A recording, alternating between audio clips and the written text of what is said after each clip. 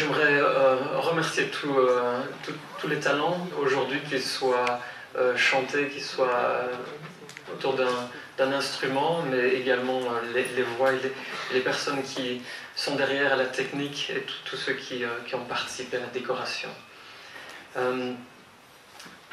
Je sais que la question se pose de savoir est-ce qu'on peut applaudir, étant donné qu'il s'agit d'un dimanche, mais vous êtes bien sûr tous les bienvenus pour applaudir nos talents de ce jour.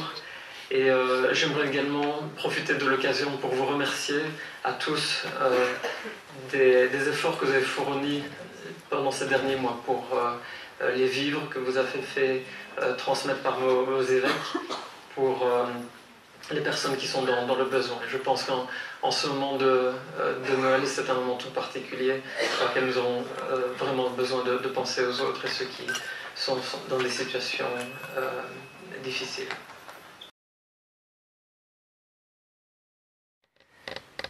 En Afrique, la croyance en Dieu ou en une entité supérieure est bien forte. Et Noël, c'est pour toutes les familles une fête familiale.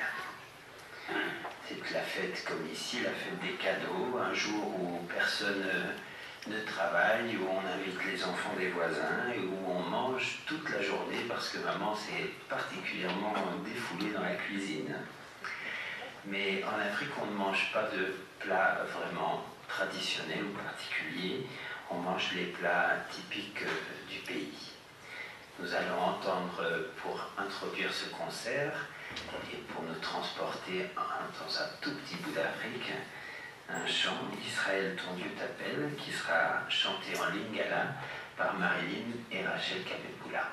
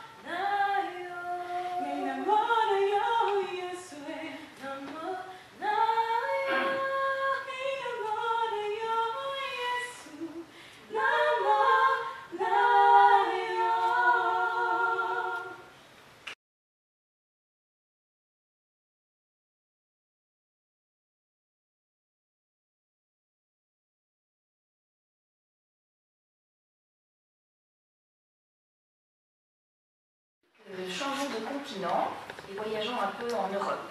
On va commencer par la Pologne. En Pologne, la Noël a une signification fortement religieuse et familiale. On fête la Noël du 24 au 26 décembre en Pologne. Le 24, on dit que c'est un jour plutôt triste. Certaines personnes vont même jusqu'à jeûner. Et si on mange exclusivement du poisson. Il y a d'ailleurs un célèbre plat qui s'appelle la carpe à la juive, et c'est un des 12 plats qui est préparé pour la veillée de Noël. Pourquoi 12 ? Vous l'aurez deviné, ça symbolise les 12 apôtres. Le jour de Noël, par contre, le 25, on se rattrape. C'est plus gai, plus convivial, et on mange généralement de la dinde farcie. Avant le dîner, comme tradition, ils ont des petites hosties qu'ils coupent en petits morceaux. Ils donnent un petit morceau à leur voisin de table et leur souhaitent un vœu. Alors, suivant le voisin que vous avez à côté de vous, ça peut être du bonheur, de l'amour, de la santé. Ça dépend bien sûr de votre voisin de table. Pour les cadeaux, avant, les enfants en Pologne recevaient les cadeaux exclusivement le jour de la Saint-Nicolas. Maintenant, ils sont un peu plus gâtés. Ils reçoivent, c'est un peu comme chez nous, des jouets à la Saint-Nicolas et aussi le 24 au soir. Et le 26 décembre est toujours un jour férié. Pour illustrer la Pologne, nous allons entendre à présent Esther Fernandez dans une berceuse polonaise.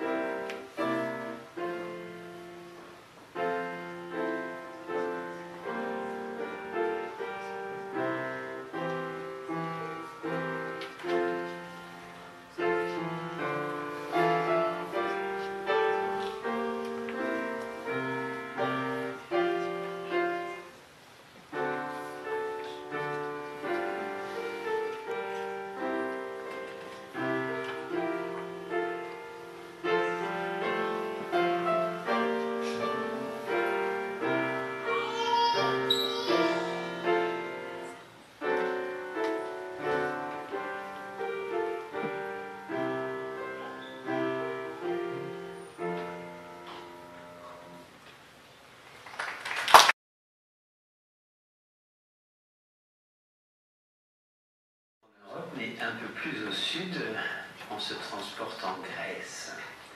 Pendant les fêtes de Noël, les Grecs décorent leur maison avec des petits bateaux, qui est en fait l'emblème national grec.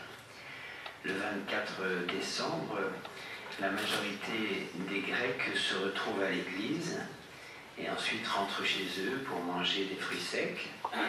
Le 25 décembre, c'est le jour des morts en Grèce. Et donc, c'est un jour où les Grecs vont en famille au cimetière pour honorer leurs défunts. Et ce n'est que le 1er janvier, que Saint Basile apporte les cadeaux. Donc, les Grecs attendent un peu plus que nous pour recevoir des cadeaux. Nous allons entendre maintenant Florent de Meyer, qui a fait sa mission en Grèce, qui va nous chanter un chant grec. Ce chant commence par une salutation à la famille, ensuite nous raconte l'histoire de la nativité et se termine par une bénédiction sur la famille.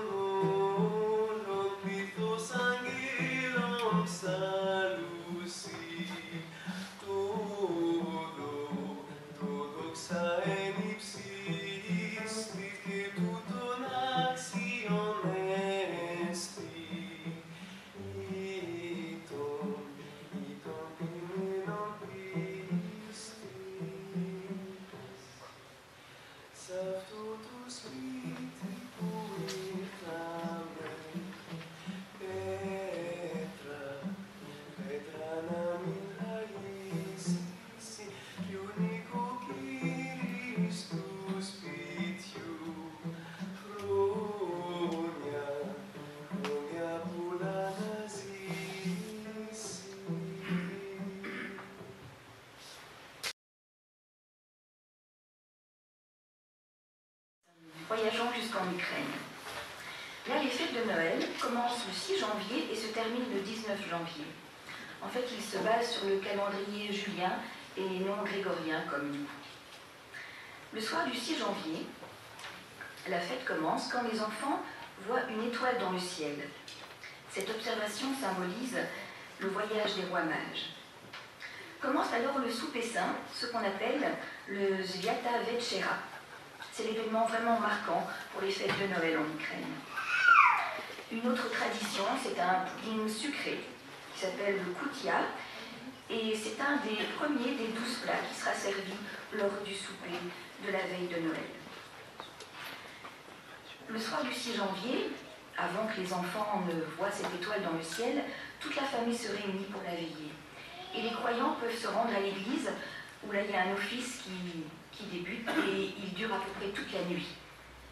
Donc ne nous plaignons pas. Sinon, l'arc de Noël est toujours décoré pour le jour de la Noël et il reste jusqu'au 19 janvier dans les foyers. Et là, comme tradition, c'est le Papa Noël qui apporte les cadeaux pour le jour de l'an et non pour la Noël. Il faut aussi l'attendre un peu. Pour illustrer l'Ukraine, écoutons à présent un trio. Anne Ferrier au violoncelle, Sarah de Meyer au xylophone et Florent de Meyer au piano dans Carol of the Bells.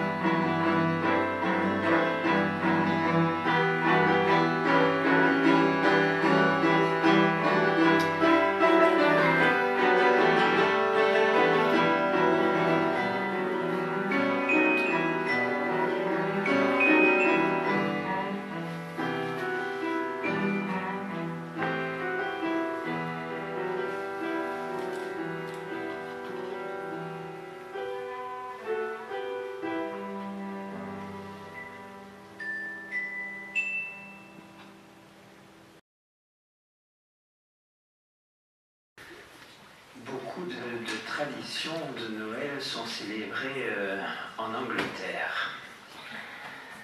D'abord, pendant tout le mois de décembre, les familles anglaises s'envoient de jolies cartes de vœux décorées qu'ils suspendent dans toute la maison. Ensuite, vous connaissez peut-être une autre tradition qui est celle des crackers de Noël. Donc les crackers sont des gros bonbons en papier brillant, à l'intérieur desquels il y a des cadeaux qui sont dissimulés et une petite couronne. Et au moment du repas, on craque le cracker. C'est le Père Noël, Father Christmas, qui apporte les cadeaux et qui les dépose dans des chaussettes et des bas qu'on a mis autour de la cheminée ou au pied du lit. Au niveau du repas, Comme en France, les familles se réunissent autour d'un bon repas et c'est bien sûr la dinde rôtie qui est la pièce maîtresse du repas. Mais c'est surtout le plum pudding, je pensais qu'il était sur l'écran, qui est caractéristique des repas de Noël. Ce gâteau, le plum pudding, se prépare pendant des semaines à l'avance parce que les Anglais disent qu'il est meilleur, il se bonifie avec le temps. Alors il est composé de toute une série d'ingrédients, mais surtout ce qui est caractéristique avec le plum pudding, c'est qu'il contient 6 objets. 2 bagues, donc lorsqu'on distribue les parts, si on tombe sur les bagues, ça va apporter l'amour. Une pièce de 6 pence, ça apporte la prospérité. Un bouton de culotte pour les vieux garçons, un dé pour les vieilles filles, et un petit cochon qui désigne celui qui sera le plus gourmand. Pour illustrer les Noëls en Angleterre, on va écouter un chant, Premier Noël, qui sera interprété par Sophie Launeux, accompagnée par Esther Fernandez et bien d'autres personnes, semble-t-il.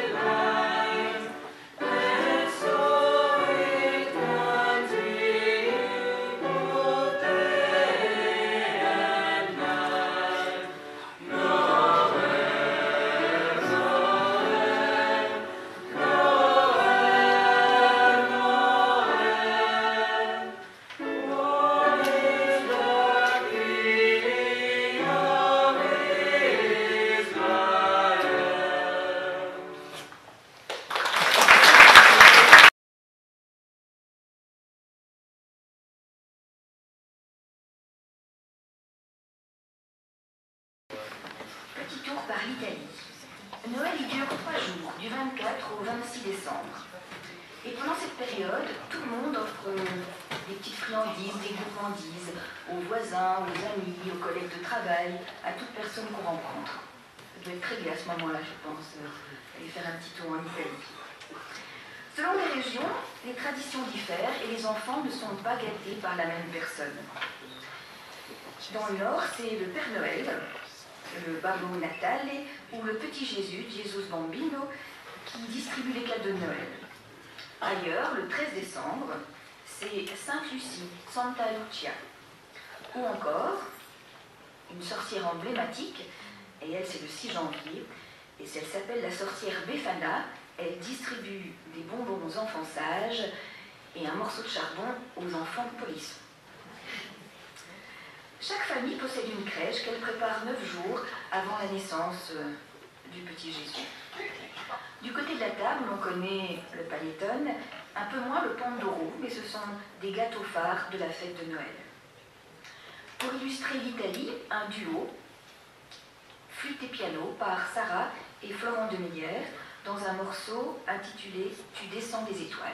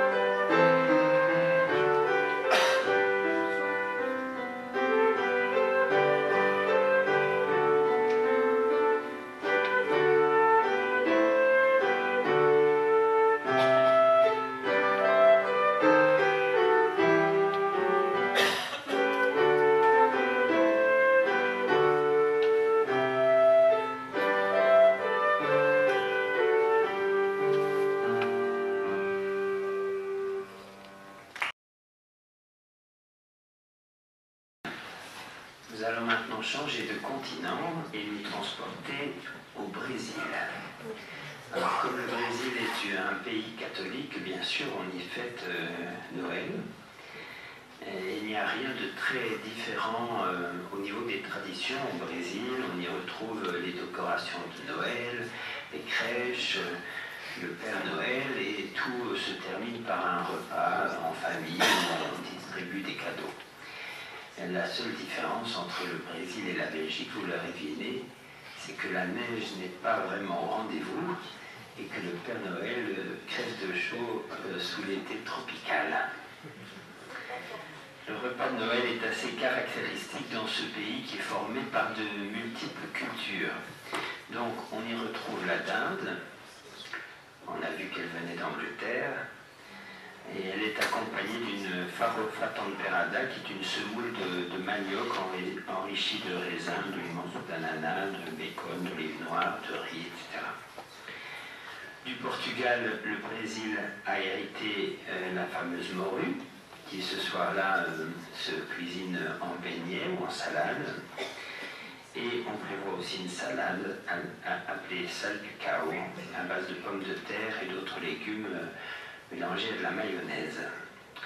Et pour le dessert, eh bien, c'est l'Italie qui a importé son fameux panettone, qui fait figure de bûche en fait. C'est un pain sucré avec des fruits confits ou des fruits secs, très traditionnel en Italie.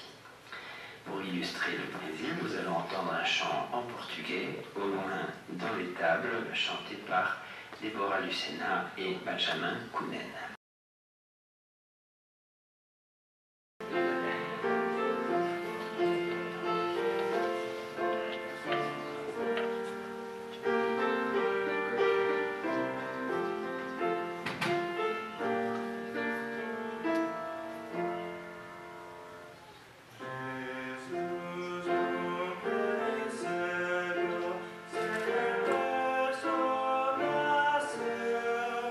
Dicta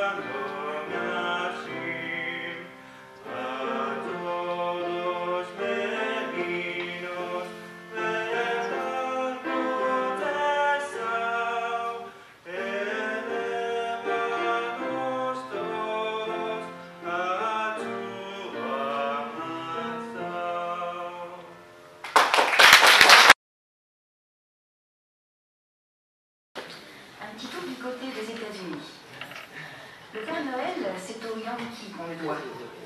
C'est en fait une célèbre marque de soda, dont je tairai le nom, qui a récupéré le mythe de la Saint-Nicolas pour le transformer en Père Noël. Les Américains aiment beaucoup décorer l'intérieur et l'extérieur de leur maison par de belles guirlandes, de belles boules dorées. Et sur leur sapin, ils placent des petites cannes à sucre rouges et blanches. Côté cuisine, ils privilégient plutôt le bœuf, car la dinde a déjà été mangée quelques semaines auparavant lors de la Thanksgiving. Dans toutes les maisons, pour les invités, on trouve un verre de lait de poule. Alors voilà de quoi il est composé. Un mélange de lait, de jaune d'œuf, de cannelle, et c'est offert aux invités pour leur porter chance. Nous écouterons à présent un chœur de missionnaires qui nous chanteront Jingle Bells, suivi de We Wish You a Merry Christmas.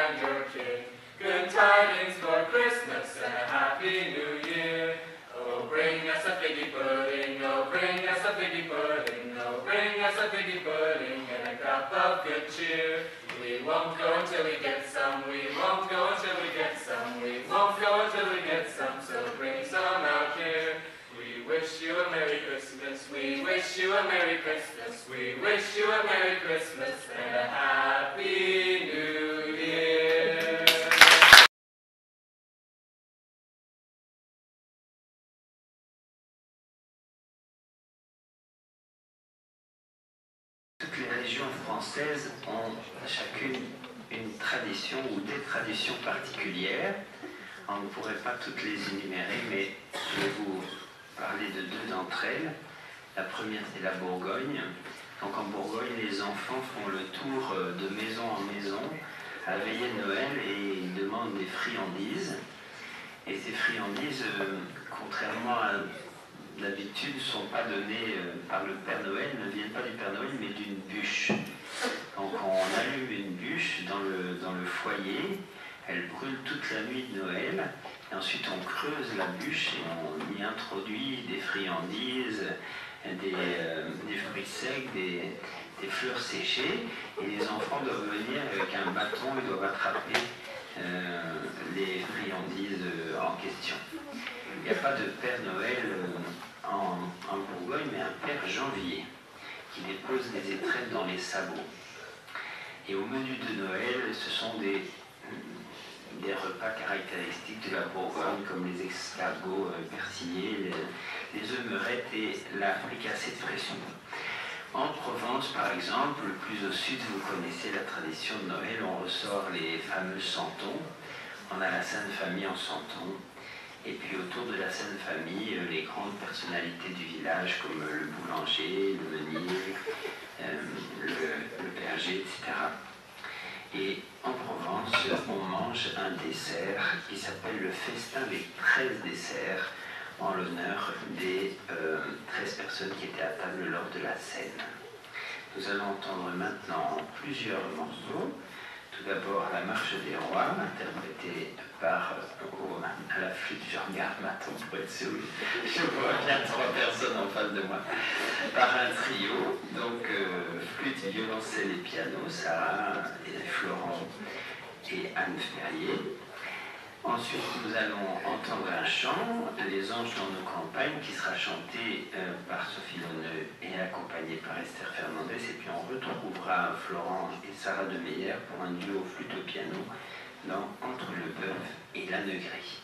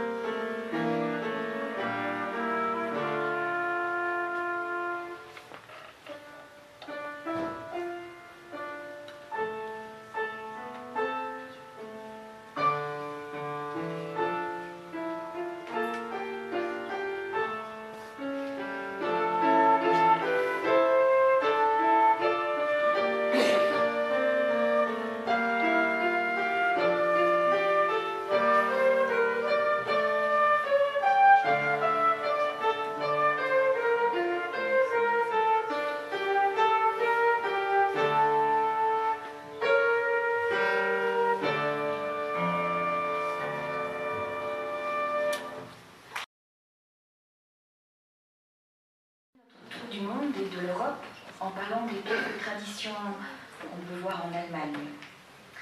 En Allemagne, la Noël, la Weihnacht, est très importante et la majorité des traditions consistent à se préparer pour la naissance du Sauveur. Vous avez sûrement entendu parler, bien sûr, des célèbres marchés de Noël, des calendriers de l'Avent, mais on connaît peut-être un peu moins les couronnes de l'Avent. Il s'agit de couronnes confectionnées en branches de sapin, comme on peut le voir, et la branche de sapin est un signe d'espérance, et ornées de 4 bougies, la lumière symbolisant l'espérance et le bonheur face à la naissance du petit Jésus. Cette couronne symbolise la victoire du Christ sur les ténèbres. Les 4 bougies marquent les 4 semaines de l'Avent. Elles sont allumées chacune à leur tour, une semaine chaque fois, chaque semaine qui précède le 24 décembre. Le repas du 24 au soir est un repas traditionnel composé soit de poisson, soit de choucroute. Et puis on est en Allemagne. Afin de se rappeler les circonstances misérables de la naissance de Jésus. Et lors de cette veillée, on chante des chansons traditionnelles de Noël.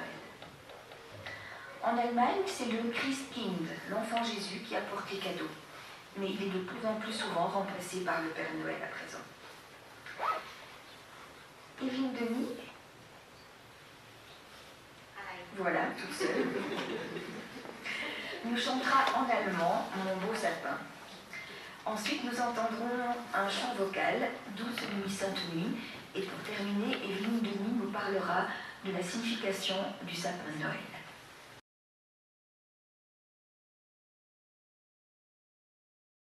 Thank you.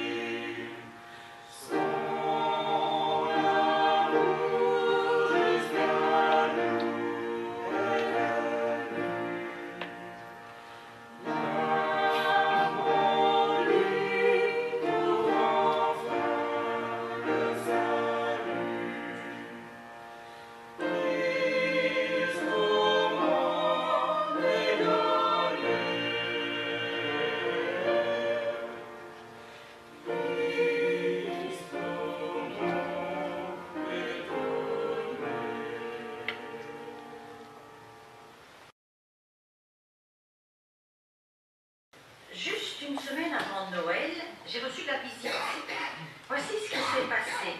Je venais de finir les tâches ménagères et je me préparais à me coucher quand j'entendis du bruit à l'avant de la maison. J'ouvris la porte et à ma grande surprise, Père Noël lui-même sortit de derrière le sapin. Puis plaça les doigts sur la bouche pour que je ne crie pas. « Que faites-vous » je commençai à demander. Mais les mots se bloquèrent quand je vis qu'il avait des larmes aux yeux. Son comportement jovial habituel avait disparu. Il me répondit par une déclaration simple. « Enseigne aux enfants. » Je ne comprenais pas que voulait-il dire.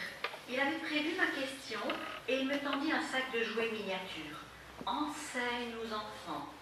Enseigne-leur la vraie signification de Noël, la signification qui est oubliée aujourd'hui. » Mais comment? Je ne pus terminer ma question. Père Noël sortit de son sac une belle étoile brillante. « Enseigne aux enfants que l'étoile est le signe céleste d'une promesse faite il y a très longtemps. Dieu promit un sauveur pour le monde, et l'étoile est le signe de l'accomplissement de cette promesse. Les innombrables étoiles dans la nuit, une pour chaque homme, montrent maintenant l'espoir brûlant de l'humanité. » Père Noël posa doucement l'étoile sur la cheminée et sortit de son sac un brillant ornement de Noël rouge. « Enseigne aux enfants.